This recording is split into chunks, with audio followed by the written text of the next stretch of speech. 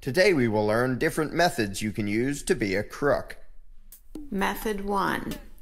The unsophisticated, short-sighted crook confronts a person directly and threatens him, usually while brandishing a weapon, and demands whatever money or other valuables the person has on him.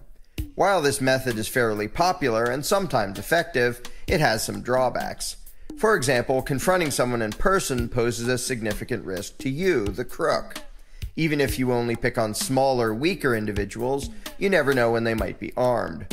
Furthermore, using this direct method involves a high likelihood that sooner or later you will be recognized, tracked down, and punished, whether by the victim, a bystander, or the police.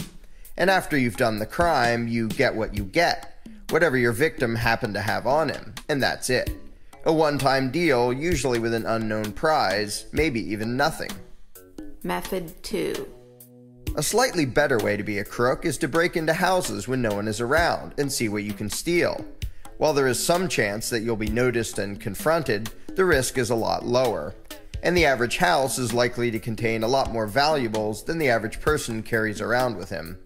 Nonetheless, there are still risks involved, and a high chance that you'll leave behind evidence, footprints, fingerprints, etc., that could later get you into trouble. Method 3. The more sophisticated crook avoids the risk of violent confrontation entirely by using fraud and deception rather than direct threats and violence.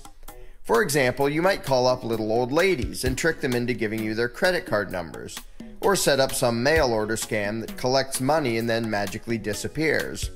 The personal risk to you, especially the risk of being physically attacked by your intended victim, decreases dramatically. However, you might still get caught, and each time is still a one-shot deal. You get what you get and run the risk of getting in trouble, one crime at a time. Method 4. The next step up is to create ongoing frauds, methods that don't just rob people once, but that create recurring theft. For example, if you trick little old ladies into giving you their credit card numbers, instead of just having a quick shopping spree, you could set up a bunch of smaller, repeating thefts.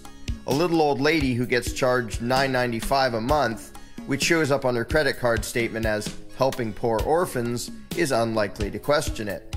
Get 100 little old ladies to do it, and you have an ongoing cash stream, without having to commit a new crime and incur new risks every time.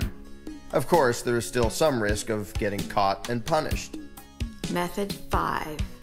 A far better method of theft than any discussed so far is counterfeiting.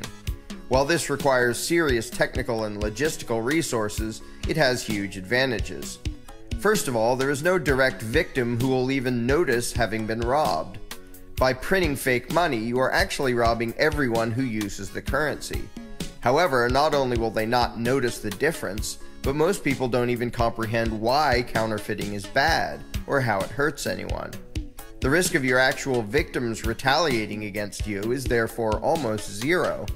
The risk of them even knowing they were robbed is also almost zero, and wouldn't be much higher even if they knew you were printing your own cash, simply because most people have no idea what money is or how currency works.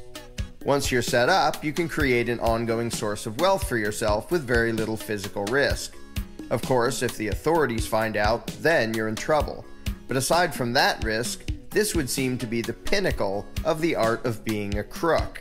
Having an unlimited supply of completely unearned wealth for yourself, while the victims never know what hit them, and in fact, never know that anything hit them. Method 6. The next step is only for truly sociopathic crooks, who don't just want unearned wealth, but want to dominate their fellow man. It's again based on counterfeiting, but instead of just printing money and buying stuff with it, you print money and loan it to other people. At first, this may seem counterintuitive. If you can just print as much money as you want, why bother to loan it or give it away? Well, suppose you print up millions of dollars and then lend that to hundreds of different people. They will each then feel indebted to you, as if you did them a favor.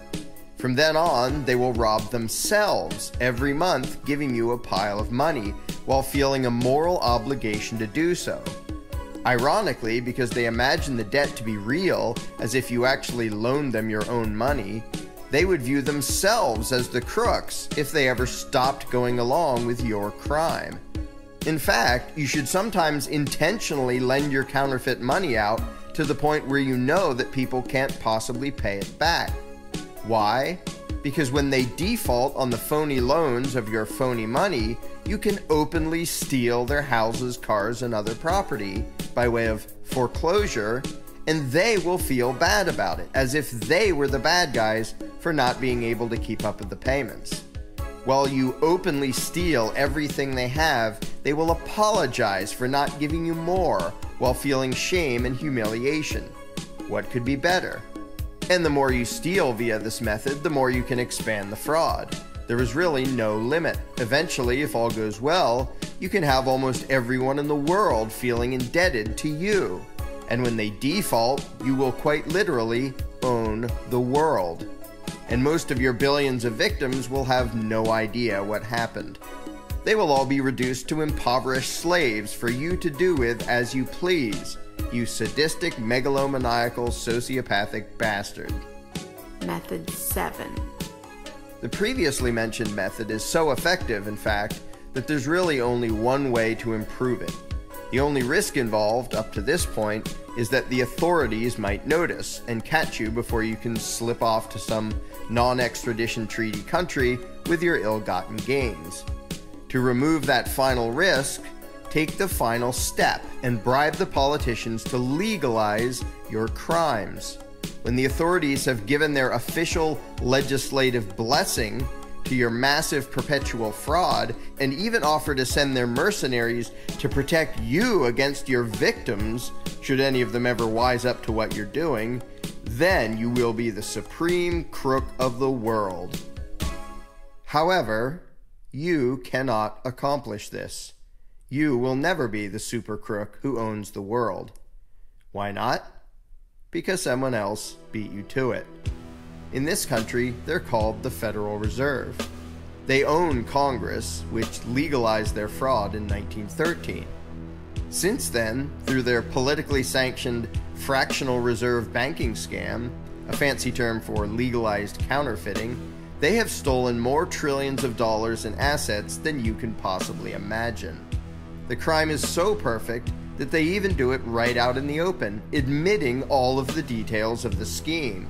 And still, only a tiny fraction of their victims have any idea what happened, or even have any idea that anything nasty has happened at all.